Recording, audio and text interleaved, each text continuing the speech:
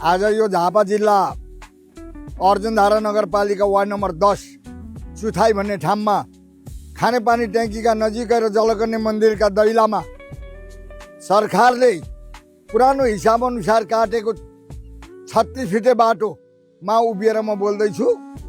यो बाटासित टच भएको जमिन मेरो 3 कट्ठा 10 धुर माटो मेरो जग्गा छ। मैले अनिवार्य बेच्नुपर्ने भएकाले यो ठाउँको भाउ बिक्री सँगै जोडिएका जमिन 25 लाख रुपियाँ कट्ठामा किना बेचा भएर धेरै घर बनिराखेका छन्, बनिँदैछन्। तर त्यस्तै खालको काम र व्यवहार परेको हुनाले म 15 लाख रुपियाँ कट्ठाले ठ्याक्क इनकेस पैसा महिना दिनभित्रमा मलाई दिने आयो भने म त्यो भाउमा दिँदैछु।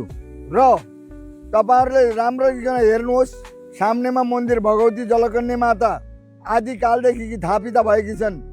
दक्षिणपट्टि पछाडि खानेपानी ट्याङ्की छ।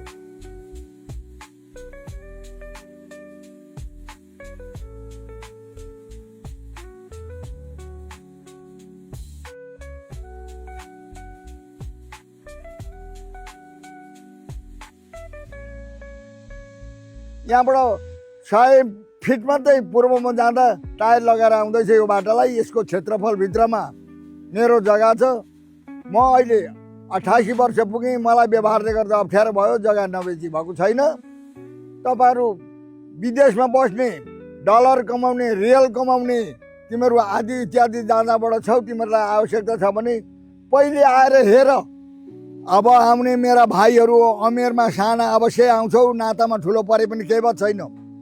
तर जब यी कुरा सुन्छौ पहिले जमिनलाई हेर, बुढो फटाएर छ कि सही रहेछ भन्ने तपाईँहरूको मनोज्ञानले विचार गर। मलाई डलरै चाहिन्छ भन्ने छैन। सुपारी बेचेका ल्याए पनि हुन्छ, अलैँची बेचेका ल्याए पनि हुन्छ, भैँसी गोठ बेचेर आए पनि हुन्छ।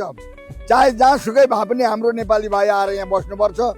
यो जतिको सुविधाको जग्गा मेरा कुरालाई र यो जमिनलाई हेरेर तपाईँहरूले पत्ता गर्नु होला, जसमा कि मैले कोही बिगार्नु छैन। मैले दिएको, हजुरले दिएको जमिन भनेर पछि चाहिन्छ मलाई। तपाईँ त पापी हुनुहुन्छ, हामीलाई दुःख देऊ भन्ने कुरा सुन्न म चाहन्न। त्यसो हुँदाखेरि यतिका राम्रा ठाउँमा मेरो अति आवश्यकता पर्यो। यो अमेर भयो, छोराछोरी सबै लाखापाखा लागे र बेच्नुपर्ने भएको हुनाले तपाईँहरू तुरुन्त आएर हेर्नुहोस्। जग्गा महिना दिनभित्रमा चाहिँ किन्ने मान्छेलाई म 15 लाख रुपियाँ कट्ठामा दिँदैछु है भाइ हो। यो जग्गाको क्षेत्रफल तपाईँहरूलाई चाहियो भनेदेखि 3 कट्ठा 10 धुर अर्थात् 3.5 कट्ठा जमिन छ। अनि तपाईँहरूले चाहिँ नि मुख हेर्नुहुन्छ भने 80 फिटको मुख छ। पछाडिको भाग अलिक साँगुरो छ, तलपट्टि मुखमा ठुलो छ। अनि हेरेपछि बुढाका कुराहरूलाई तौलिनु होला र मूल्याङ्कन गर्नु होला।